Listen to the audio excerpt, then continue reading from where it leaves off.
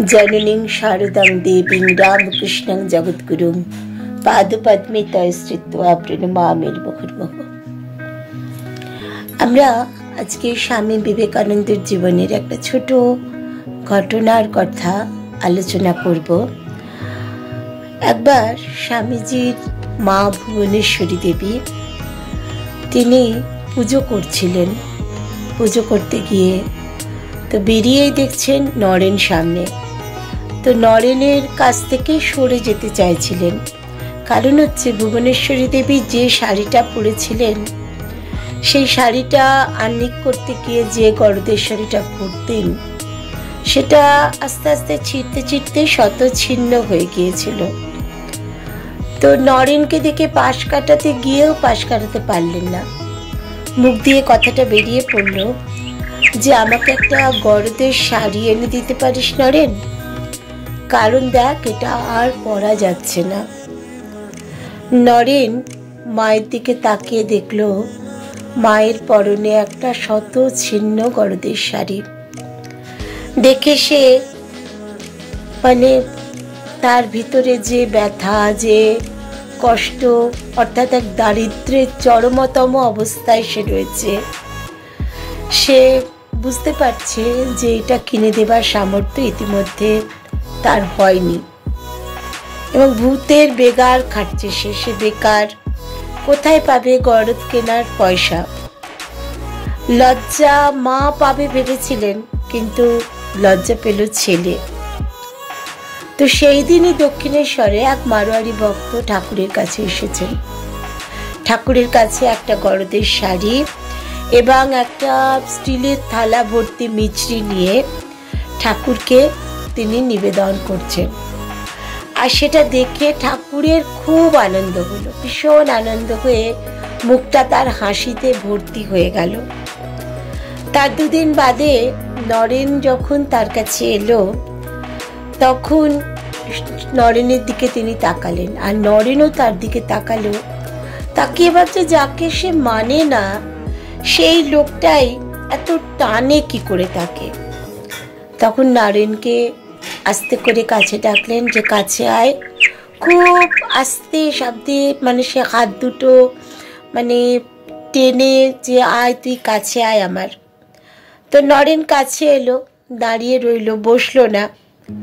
তখন বলছেন, শোন, এই মিছরির থালা আর গরদখানা তুই নিয়ে যা।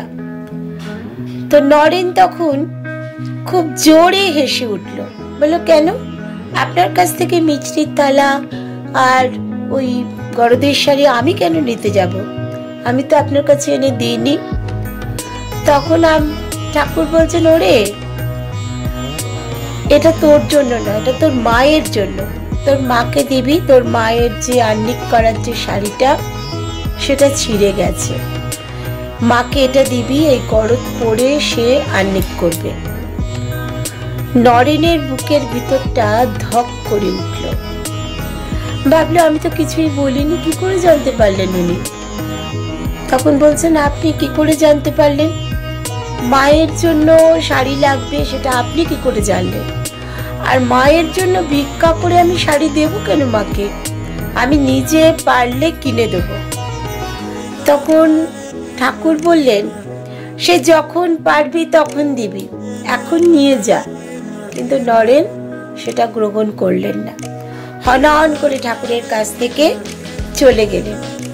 আর ঠাকুর চুপি চুপি হাসতে লাগলেন। তারপর ভাবলেন, এইরকম তেজ না হলে কি নরেন্দ্র?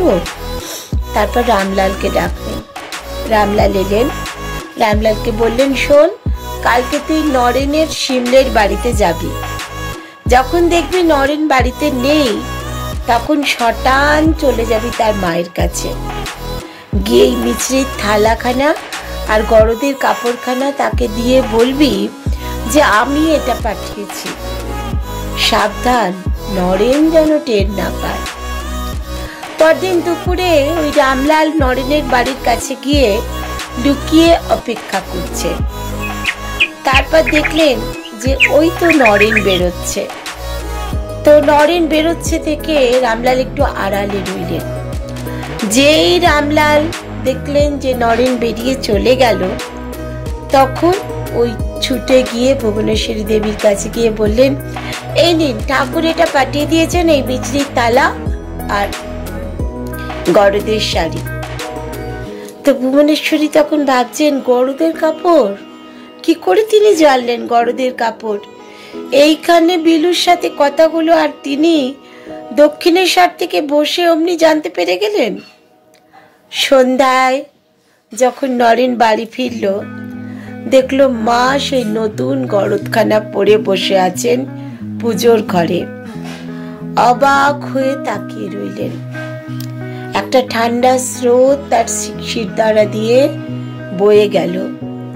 চির স্বাধীন নরেন থমকে গেলেন, আর মুখে কোনো কথা খুঁজে পেলেন না। জয় ঠাকুর, জয় ঠাকুর, জয় ঠাকুর। এরকম আরও ভিডিও পেতে ভিডিওটিকে লাইক ও শেয়ার করুন। চ্যানেলটি সাবস্ক্রাইব করে স্পিরিচুয়াল অধ্যায় ইউটিউব চ্যানেলের পাশে থাকুন। জয় শ্রীকৃষ্ণ।